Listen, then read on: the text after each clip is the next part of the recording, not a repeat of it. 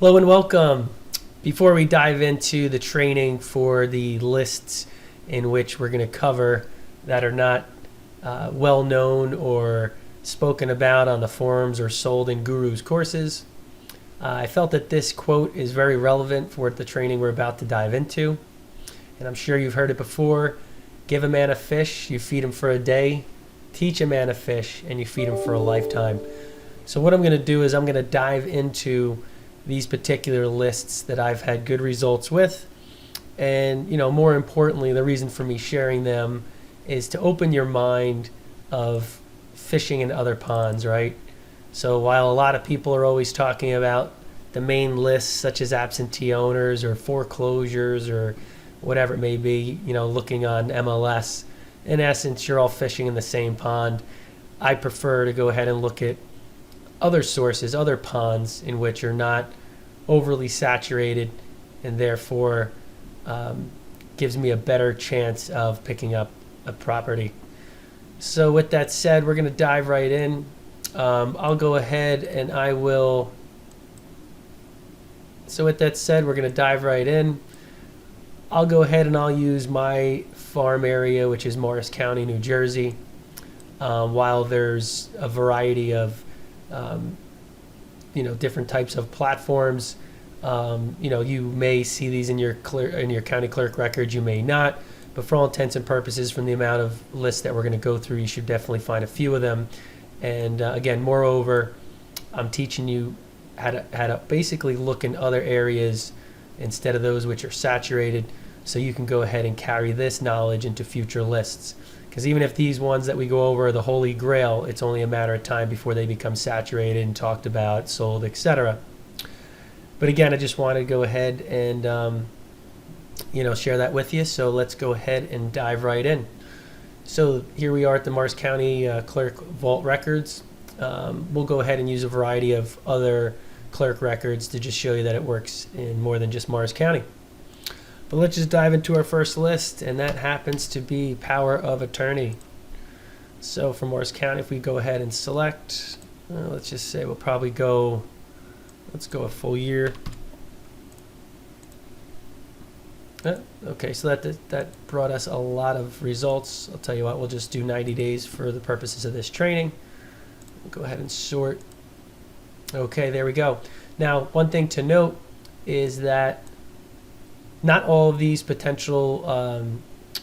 are prospects. So for example, someone may be utilizing a power of attorney because maybe their parents are in bad shape and in jeopardy of or potentially going to pass soon, and in which case there may be a actual property that's in the process of being sold. So when you go through these, you want to go ahead and further research each one of these just to make sure it'll give you a better idea of what's going on. So again, this in the beginning, this can be you, but as you grow and expand, you obviously could outsource this to a virtual assistant. But here we have the grantors and grantee, and basically this is a power of attorney being assigned to a person for purposes that are outlined in the power of attorney. Sometimes it has to do with a house, other times it does not. So again, sometimes you got to quick scan through here. But what you'll do is we'll go ahead and obtain basically the seller's information, and then we'll go ahead and market them accordingly. So let's just go ahead. Well, here we have a Bank of America. We would skip that. Here we have Dolce Bank. We would skip that as well. Here we have a private owner. Okay, so this one's actually power of attorney for sale of real estate. Now, this could mean that they're in the process of selling the property, or it could mean that they're gearing up for a future sale. Keep in mind, for the power of attorney, most of these are not going to be leads. But you do have those select subset that are leads and that most people are not diving into and looking into. So here we have, let's go just sample this one. Let's utilize Zillow and Google.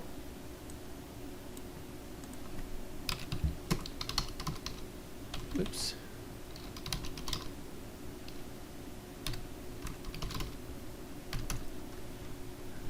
All right, so let's go ahead. We'll take a look, see if there's any sales. It looks like there was a relatively recent sale, sold at 340 about a month ago. So obviously this is one that would not make sense. And again, that's expected. A lot of these will not be potential prospects. However, as we go through these, there might be a few that fall through between the cracks and that are good prospects. So as we skip through, this is a mortgage company. We'll go to the next one here.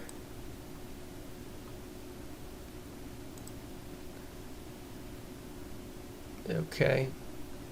And so I'm assuming that this one, when they explicitly state power of attorney for sale of real estate, 9 times out of 10, it's probably a sold property.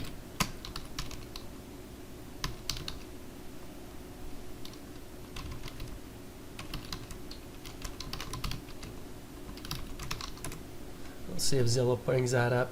Maybe have a, there we go. Okay, it seems to be having difficulty. And as always, we just utilize the resources available to us.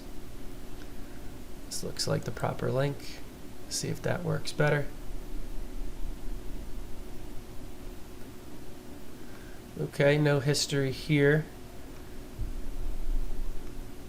Okay, I don't see anything there. So that's a positive sign. Let's just dive into this further. Let's say we wanted to go ahead and take a deeper look. So let's just go ahead and search by, I'm going to use a different browser so I could keep that window up.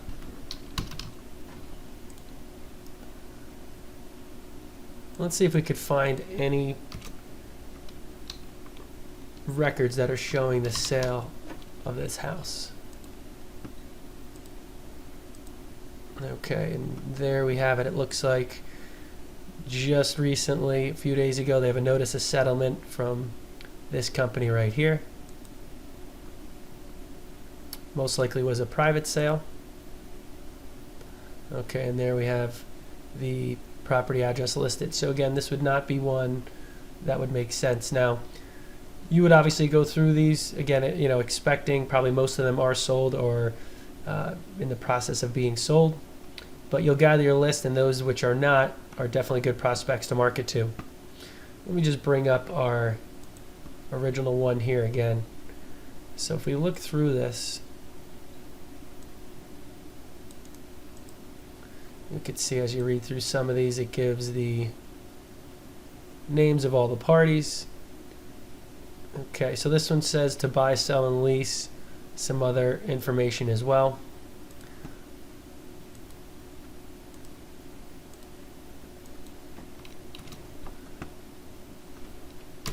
Let's see if we can get more information. Both Barbara and Brian. Oops. Okay, so actually Barbara would be the one we're looking for, so I could spell that out.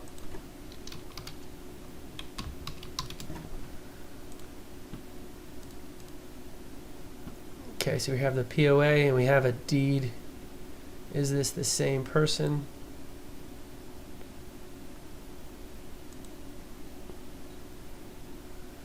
Okay. So this does look like the same address we have right here. Looks like we have matching info. There was a deed transferred rather recently. Okay. So there you have it. Just by diving in a little bit further on each of these, we can go ahead and see, you know, what the full story is. Just like anything, as I always say, it's a numbers game. But these are definitely prospects worth looking into. Again, you know, 9 out of 10 are probably not deals, but you'll find the one that is not sold, and obviously they're gearing up for a potential sale, and you could add that to your list. Before I jump on to the next list, I figured I would just show you what it may look like for a property in which has not been sold. So here we have the grantors and grantees. And let me just preface this by saying that's probably where you'll see most of The properties which haven't been sold is where you see the same name, meaning they provided a power of attorney to a family member. A lot of times if you see the POA with different third parties, etc., most often it looks like there is a transaction involving real estate that's already been processed or in the process of moving forward. But if you take this type of scenario here, where it looks like it's potentially an in-family scenario, and obviously you can look through these in more detail to gain the full, the full scope of what's going on.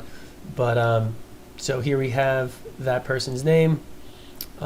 In this one, obviously it looks like it's for a loan amount for this, so that probably would not be a deal. Assuming that was not the case, we go ahead and search for the last name and went ahead and sorted by the date. So the latest is the power of attorney. I don't see any solds.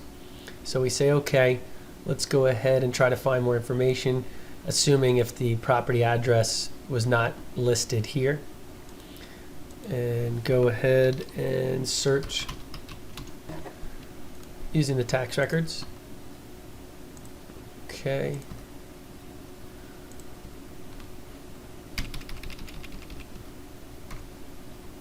Okay, so sometimes you have to get creative with the way this particular tax record searches. So here we have 13 Kenmore, and obviously we know that from there. And here we have the information. So, again, if there was no refinance or whatever this is for, we would have their information here, and we can go ahead and contact them accordingly. But just utilizing again free resources, our tax website and our clerk website, and also the types of documents that are provided to us, and just getting creative and diving in a little further. So hope that sheds a little more information, shed some light on this one for you guys, and on to the next.